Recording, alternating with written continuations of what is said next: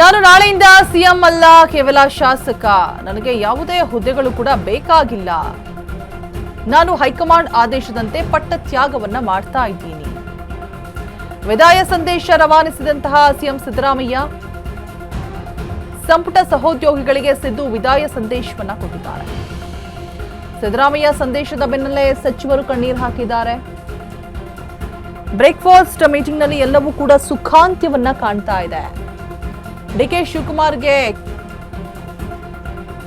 Congrats ಹೇಳ್ತಾ ಇರುವಂತದ್ದು, ನಾನು ನಾಳೆಯಿಂದ ಸಿಎಂ ಅಲ್ಲ, ಕೇವಲ ಶಾಸಕ ಅಂತ ಹೇಳ್ಬಿಟ್ಟು. ನನಗೆ ಯಾವುದೇ ಹುದ್ದೆಗಳು ಬೇಕಾಗಿಲ್ಲ ಅಂತ ಕೂಡ ಹೇಳ್ತಾ ಇದ್ದಾರೆ. ಸೊ ನಾನು ಹೈಕಮಾಂಡ್ ಆದೇಶದಂತೆ ಪಟ್ಟ ತ್ಯಾಗವನ್ನ ಮಾಡ್ತಾ ಇದ್ದೀನಿ. ವಿದಾಯ ಸಂದೇಶ ರವಾನಿಸಿರುವಂತಹ ಸಿಎಂ ಸಿದ್ದರಾಮಯ್ಯ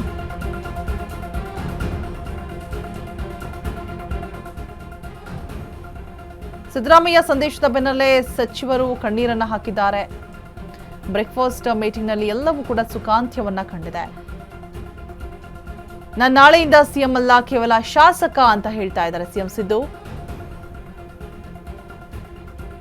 ನನಗೆ ಯಾವುದೇ ಹುದ್ದೆಗಳು ಕೂಡ ಬೇಕಾಗಿಲ್ಲ ಅನ್ನುವಂಥದ್ದನ್ನು ಕೂಡ ಸ್ಪಷ್ಟಪಡಿಸ್ತಾ ಇದ್ದಾರೆ. ಬಗ್ಗೆ ಹೆಚ್ಚಿನ ಡೀಟೇಲ್ಸ್ ಅನ್ನ ಕೊಡೋದಕ್ಕೆ ನಮ್ಮ ಪ್ರತಿನಿಧಿ ದೀಪಾ ದೂರವಾಣಿ ಸಂಪರ್ಕದಲ್ಲಿ ಜಾಯಿನ್ ಆಗ್ತಾ ಇದ್ದಾರೆ. ದೀಪಾ, ನಾನು ನಾಳೆಯಿಂದ ಸಿಎಂ ಅಲ್ಲ, ಕೇವಲ ಶಾಸಕ ಅಷ್ಟೇ ಅಂತ ಹೇಳಿದ್ದಾರೆ. ಇವರ ಒಂದು ಮಾತಿಗೆ ಅಲ್ಲಿದ್ದಂತಹ ಶಾಸಕರೆಲ್ಲರೂ ಕೂಡ ಕಣ್ಣೀರನ್ನ ಹಾಕ್ತಾ ಇದ್ದಾರೆ.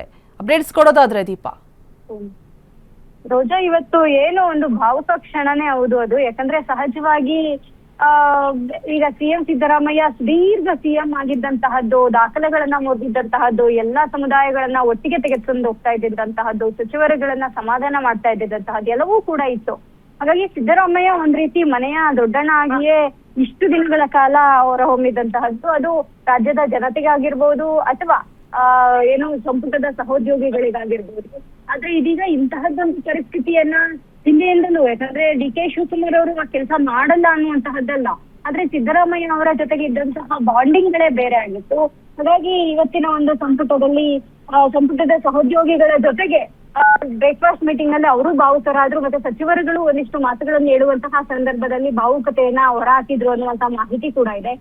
ನಾ ಹೇಳಿದಂತೆ ಅವರು ದೊಡ್ಡಣ್ಣರಾಗಿ ಅಷ್ಟೇ ಇರ್ಲಿಲ್ಲ, ಮನೆ ಯಜಮಾನನಾಗಿ ಕೂಡ ಅವರೆಲ್ಲರನ್ನು ನಿಭಾಯಿಸ್ಕೊಂಡು ಹೋಗ್ತಿದ್ರು. ಯಾವುದೇ ಸಮುದಾಯದ ಏನೇ ಕೆಲಸಗಳಿದ್ರು ಕೂಡ ಅದನ್ನ ಸಮುದಾಯ ಅಂತ ನೋಡದೆ ಕೆಲಸಗಳನ್ನ ಮಾಡ್ಕೊಡ್ತಾ ಇದ್ರು. ಹಾಗಾಗಿ ಸಚಿವರಿಗೆ ಆ ರೀತಿಯಾದಂತಹ ಒಂದು ನೋವು ಕೂಡ ಸದ್ಯಕ್ಕೆ ಇರುವಂತದ್ದು. ರೋಜಾ, ರೈಟ್, ಥ್ಯಾಂಕ್ ಯು ದೀಪಾ ತಮ್ಮೆಲ್ಲ ಅಪ್ಡೇಟ್ಸ್ಗಾಗಿ.